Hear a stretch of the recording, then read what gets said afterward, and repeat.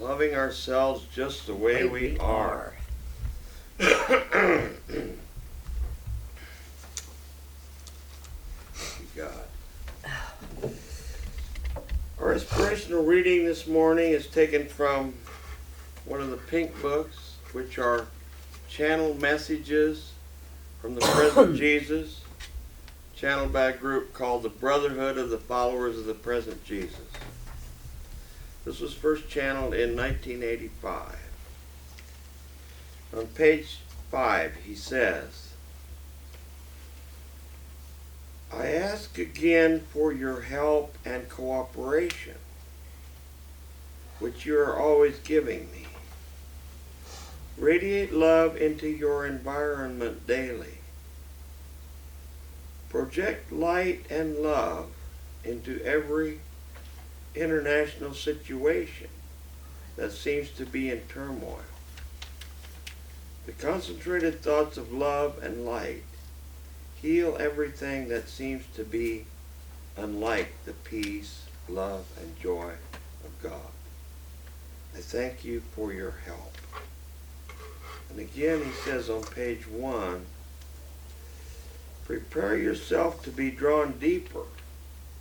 Allow yourself to be drawn inward, like a spiral that moves ever inward to the center. There's depth beyond depth for you to discover, to perceive and experience. Have no fear, for you are simply going into yourself, for yourself is known ever more fully. Do not expect this voyage to be complicated, for your path inward becomes simpler.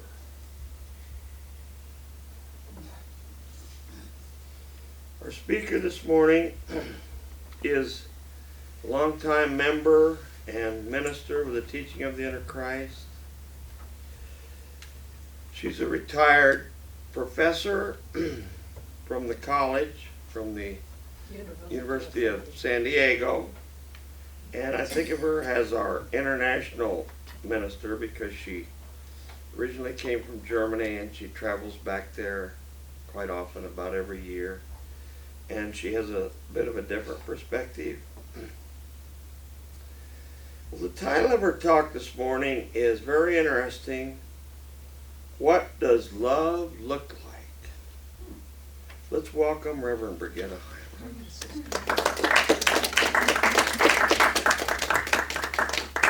Reverend Brigitte. Thank you, Reverend Richard.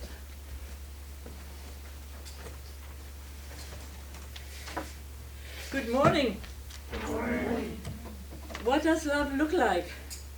My short but honest answer is, I don't know. And I would have the same answer if somebody would ask me, what does air look like? Okay. We can read about love, but the stronger result would be when we experience the love.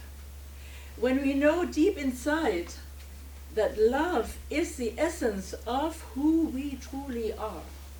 Let me say that again. Love is the essence of who we truly are. Let me begin, and I brought, Reverend Richard, I brought the same books. That figures. Love answers all. And I was going to share the prologue, and I think it is such an important part that I can read it again and then you remember it much better than having heard it only once. So the prologue says, and again, you know, these are channeled messages from the Brotherhood of the Followers of the Present Jesus. This is the present Jesus speaking. He says, take heart, look up, for the dawn is breaking. A wonderful new day is beginning. Let your mind be open, let your heart be lifted up. Look into the future unafraid. For I am there with you. I hold your hand. I walk shoulder to shoulder with you, out of the dead past into the bright and living future. Have no fear. The journey will be joyous and filled with love. And then he says, let us begin. Let us begin. So this is the important part. Let us begin. The dawn is breaking. That is to say, a new year is upon us. The beginning of a new year is an exciting time. A time for setting goals, for letting go, and for looking to the future, all of which is somehow indicated in this month's theme for our Sunday celebration. Our theme is being open to experience more love. And I enjoyed hearing what you said in the beginning and what we sang. I like that song. Didn't you like that song? Yes. So it is important that we open ourselves, being open to experience more love. If we are not open, love is passing us right by.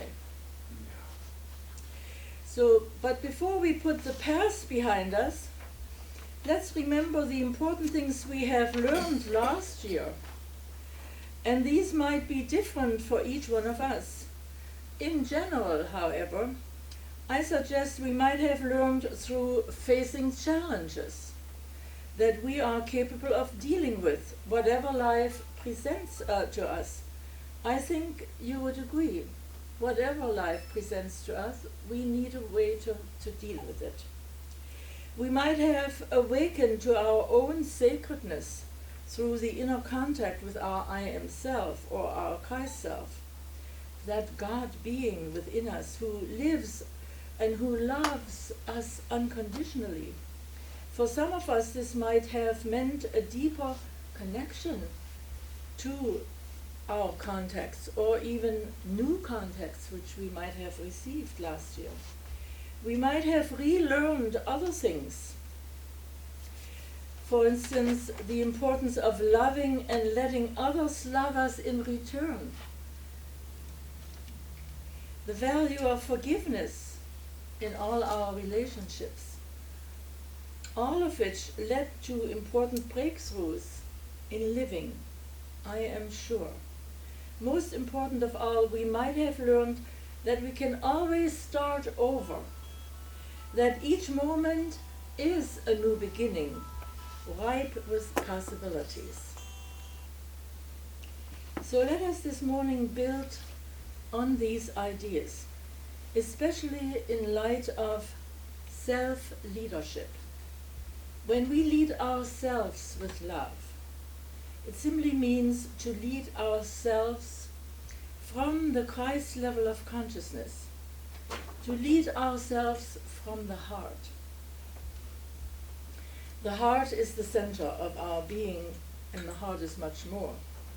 The primary activity of the heart is love, which is continually giving forth of itself in really ecstatic jubilation. We just need to listen. Have you listened lately to your heart? It always gives us wonderful vibrations. In truth, God is love, the eternally self-giving, self-contemplating power of the universe. So this divine love is impersonal. It is nothing more and nothing less than all of life giving to itself. So true love is all-inclusive. Since we are self-aware beings of light, our primary mandate, therefore, is to love unconditionally, to love as God loves, to lead ourselves with this God love, this Christ love. Now, you might say, humanly, we are incapable of this assignment. for it is not something we can do easily. And you are right. But remember, we can ask for help. We are never alone. So love is the state of consciousness which we develop by yielding to the presence of the loving spirit within, which is our life, and by acknowledging, as Jesus did when he said, I of myself, I quote here, I of myself cannot do anything, but the Father within me is doing the work, end of quote. So this indwelling presence loves us unconditionally all the time, as us. So in this way, we invite the love of God to occupy our consciousness, and it always responds. Divine grace acts upon this intention of the heart, and love has its way as us. So let us know together this morning that in the silence, in our meditations, there is a sacred place where love and peace and truth in their purest forms await us if we just listen. Through grace, we have access to these special qualities, and God is showing us how to weave them into the fabric of our daily lives. In John chapter 1, verse 16, we read, quote, from his fullness we have all received grace upon grace, end of quote. And in case you need a definition for grace, quickly, I looked up at Charles Fillmore, The Revealing Word. Many of you are familiar with this Unity book, The Revealing Word. And he says, progress of regeneration. In John 1:17 we can read, quote, grace and truth came through Jesus Christ, end of quote. Fillmore explains this Bible verse further when he says, quote, that is the real saving, redeeming, transforming power came to man through the work that Jesus did in establishing for the race a new and higher consciousness on the earth. We can enter into this consciousness by faith in him and by means of the inner spirit of the law that he taught and practiced, end of quote. Grace, therefore, inspires us to be open to experience more love. Just imagine what delight we can feel in knowing that no matter what has happened in the past, we can begin again, right now, to let God love through us. Grace is God's love in action. And grace is continually encouraging us to be open, to experience more love, and also to be more loving. It's a two-way street, right? What we sow is what we reap. Remember that. I also want to mention peace of mind, which may sometimes seem impossible to attain, but we can call on God's grace, which is transforming the seemingly impossible into a reality. All the power in the universe is working on our behalf to open and experience more love. We really need to get a good understanding of that. So how do we open ourselves to experience more love? I'd say by taking one step at a time. One step at a time. I brought my daily word, this is a publication put out by Unity. And I skipped to February 14th. So I'll read to you what is said there. It is written in the book of Romans that love is the fulfillment of God's law. Love is the thread that weaves together the fabric of all human life and connects everything in the universe. Love is the essence and purpose of my very being. And it continues to say, I use the power of love in my everyday life. I look at the world through the eyes of love and focus on the good in each person and situation which I encounter.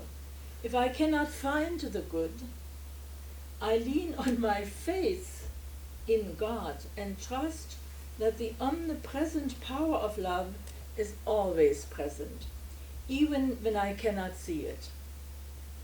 I turn to God and connect with the presence of love within me.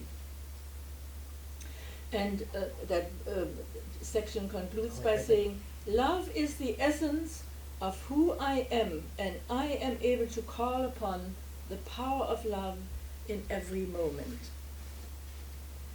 It's a very good message. I loved it so much that I thought, well, I can skip forward a whole week and share it with you. So each moment of the day is a new journey. And we take the first step by trusting God to show us the way. So as we begin our journey, let's put all doubt aside. That's the first step, to put all doubt aside. And know that wherever we are going, God, the Spirit within us, the Christ consciousness, is with us each step of the way. I again return to this beautiful pink book, Love Answers All, because if you have a minute today and you have this book, Love Answers All, I would suggest perhaps to browse through pages 4 to 11, because in these pages we are reminded to clear our mind often. That was to clear our mind often, to make it ready for newness, to sweep in new inspiration, new perception of truth, new perception of love. We can open our mind to perceive many different versions of every idea. It also gives us on these pages to radiate love into our environment daily. So that was a hard one for me the other day, because remember I shared with you I prayed for rain. And then there was so much rain coming onto that dry soil that my downstairs was flooded. Yeah. So, at first I thought, oh my goodness, but it's all dry again, and I don't think it happens again, because now, the soil has moisture in it. And before we had several years of dryness. The other part in those pages is to go through our lives as divine Christ beings. Remember, we do not have to stop being human to be a Christ. And of course we know that here at the teaching. In our very first course, Inner Sensitivity, everyone is guaranteed at one point in the course to have that contact with their inner Christ, and to have the vibration, to have the name. And that is something that I value extremely high, because I don't do anything before I not call on my I am self. My I am self is our God Jesus. Whether I go into the car, whether I leave my house, I put the white light around it. We can put the white light around our cars, the white light on the road we are traveling, and everyone else who is traveling the road. And of course, it was mentioned, yes, I go to Europe once a year because my whole family is in Germany and in Switzerland. And so when I go on the trip, I think I shared with you, I usually find out whether the pilot had enough sleep. Really do. And I'm looked at sometimes strangely, but you know, it is important because you trust your life for these entire 10 or 12 or how many hours it takes to that pilot.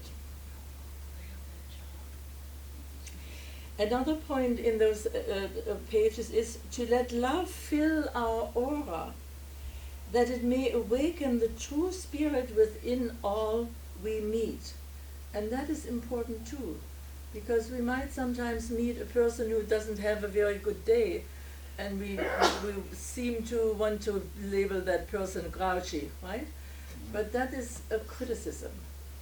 And I learned in all of my readings, you know, we need to release this tendency within us to criticize. We need to accept and to not put any strong thoughts into certain situations.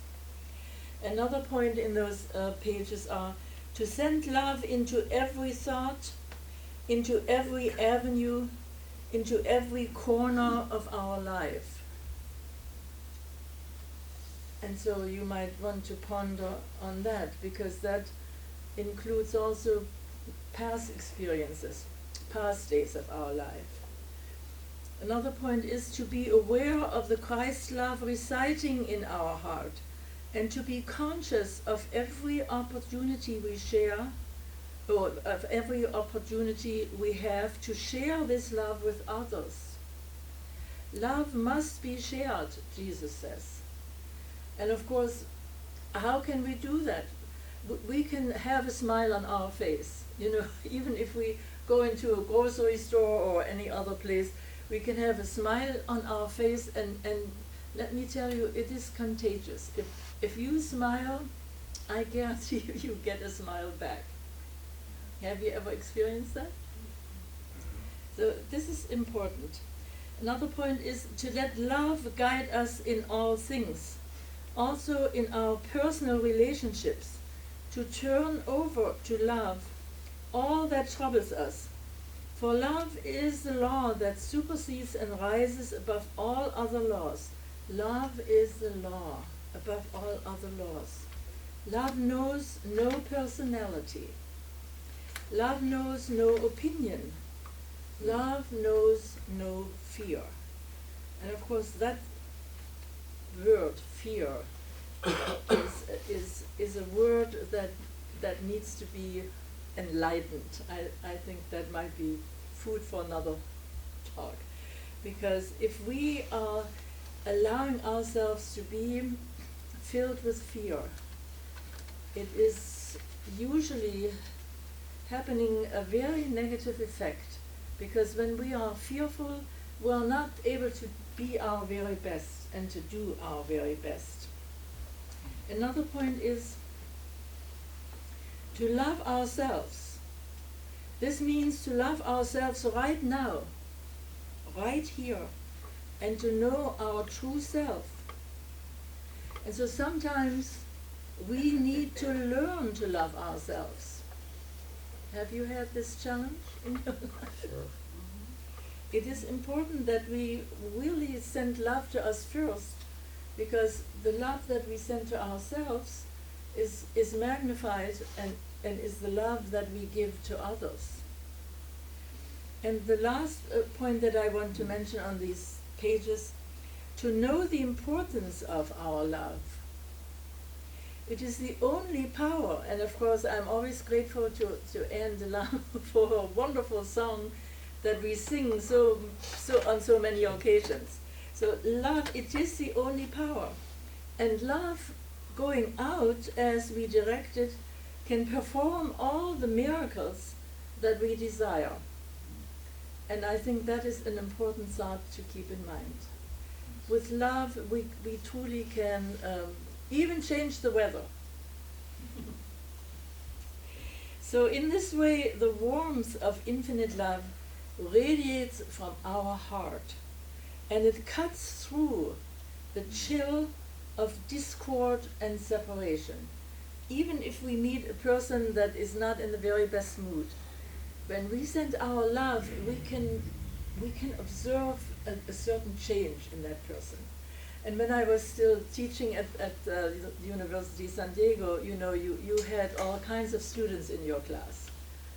And I was always grateful for my I am contact, because I could ask my I am self to work with that student who at the moment came into my class maybe with all kinds of different problems or difficulties or whatever. And believe me, it always worked. That student, sometime during the middle of the class, would participate and say these strange words that he had never known. Learning a foreign language is faith, is building faith. Because you're saying something that you've never heard before, right? Yeah. And it always has worked. So I'm sure Reverend Elaine is nodding her head. You have the same experience, too. Yes. Yeah. So it is working everywhere. It is contagious too. So today, this talk, which started out with the question, what does love look like? We don't need to what it looks like, we need to what does it feel like? What is our experience with that love vibration? So this is leading ourselves with love to be open to experience more love, because it invariably is the same way, because remember there's a saying, what you sow is what you reap. And that's the truth, and I believe that is true for everything. Whatever you sow is what you reap. So if you sow love, you reap love. If you withhold this love and this is what you are sowing, then this is what you might be able to experience during the day. So this is love and this is light. This is God leading from within.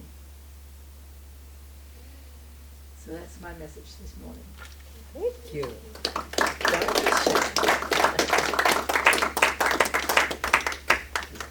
I'm going to put my book away. Okay. Thank you, Reverend Brigitte. You are. Yeah, that was great.